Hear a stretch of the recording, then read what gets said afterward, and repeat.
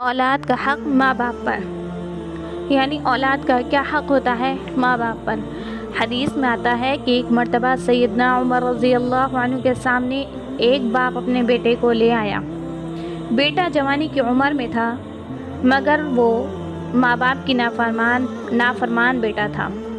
उसने आकर हज़रत उमर रज़ी अल्लाह अन्हु के सामने अपना मुक़द्दिमा पेश किया कि ये मेरा बेटा है, मगर मेरी कोई बात नहीं मानता, नाफरमान बन गया है। आप उसे सज़ा दें या समझाएं। हज़रत उमर रज़ी अल्लाह अन्हु ने जब बाप की ये बात सुनी तो बेटे को बुलाकर पूछा, बेटे बताओ, तुम अपने बाप की नाफरमानी क्यों करते हो? उस बेटे ने आगे से पूछा कि अमीरुल मुमिनीन, क्या वालिदैन के ही औलाद पर हक़ होते हैं या कोई औलाद का भी माँ बाप पर हक़ होता है? औलाद के हक़ भी माँ बाप पर होते हैं। उसने कहा, मेरे बाप ने मेरा कोई हक़ अदा नहीं किया।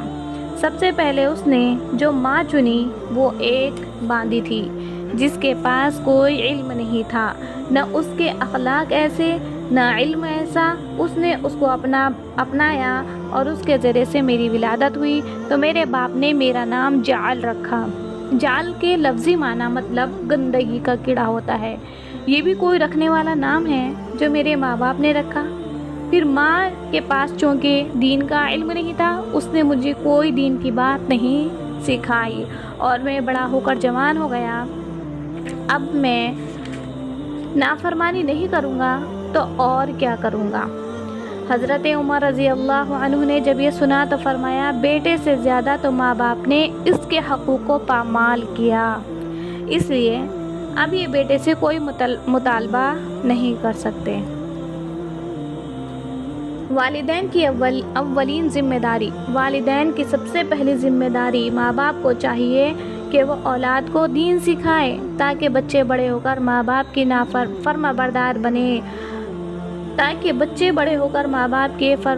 बने और अल्लाह ताला के भी फर्माबरदार बने।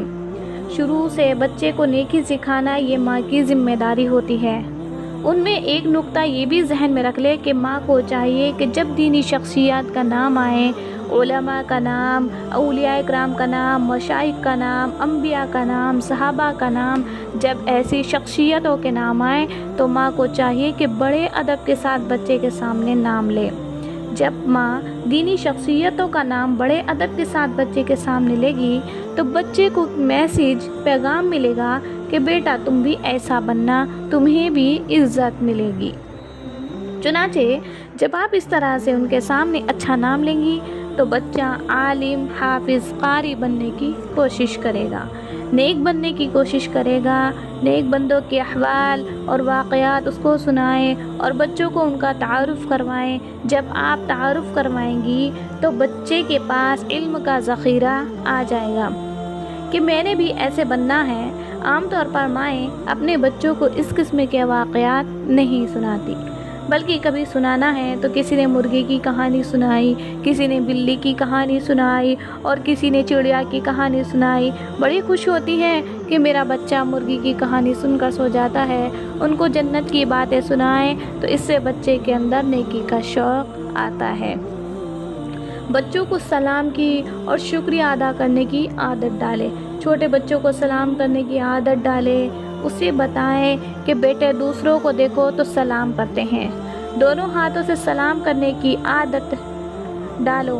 सलाम के अल्फाज बच्चों को सिखाएं। नबी करीम सल्लल्लाहु अलैहि वसल्लम ने फरमाया, अफ़शुस सलाम बैनकुम, तुम सलाम को आम करो, एक दूसरे के दरमियान रिवाज दो।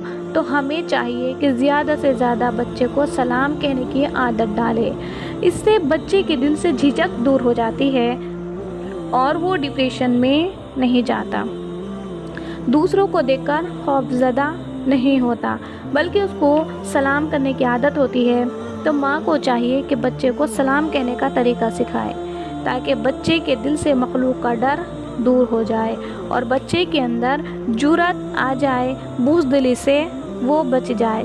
اس طرح بچے کو شکریہ کی عادت بچپن سے سکھائے۔ چھوٹی عمر کا ہے، ذرا سمجھ بوجھ رکھنے والا ہو تو اس کو سمجھائے کہ جب تم سے کوئی نیکی کرے، بھلائی کرے، تمہارے کام میں تمہارا تعاون کرے، تمہاری مدد کرے تو بیٹا اس کا شکریہ ادا کرتے ہیں۔ چنانچہ اس کو شکریہ کی عادت بچپن سے ڈالے۔ جب وہ انسانوں کا شکریہ ادا کرے گا تو پھر اس کو اللہ کا شکر ادا کرنے کا بھی سبق مل جائے گا۔